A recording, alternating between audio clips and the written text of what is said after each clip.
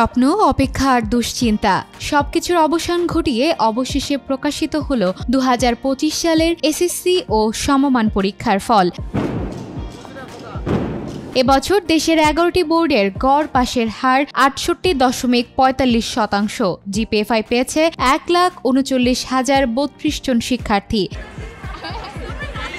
গত বছর এই পরীক্ষায় পাশের হার ছিল 83.3% আর জিপিএফআই পেয়েছিল 1,82,129 জন। তুলনামূলকভাবে এবছর ফলাফল কিছুটা নিম্নমুখী, কমেছে পাশের হার।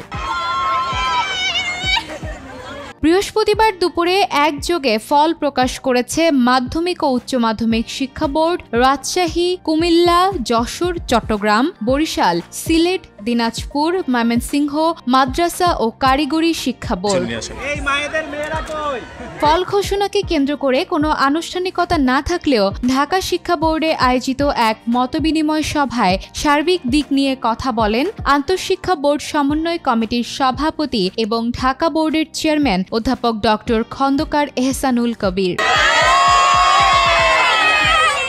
শিক্ষার্থীরা বোর্ডগুলোর ওয়েবসাইট এবং 16222 নম্বরে SMS পাঠিয়েও ফলাফল জানতে পারবে। শিক্ষা মন্ত্রণালয় বা সংবাদপত্রে কোনো ফলাফল প্রকাশ হবে না। ফল পুনর্নিরীক্ষণের আবেদন করা যাবে 11 থেকে 17 জুলাই পর্যন্ত। বিস্তারিত তথ্য পাওয়া যাবে সংশ্লিষ্ট শিক্ষা বোর্ড এবং টেলিটকের ওয়েবসাইটে। চলতি বছরের এসএসসি পরীক্ষা শুরু হয়েছিল 10 এপ্রিল। নিয়মিত ও অনিয়মিত মিলে অংশ নেয় প্রায় 19,29,000 পরীক্ষার্থী।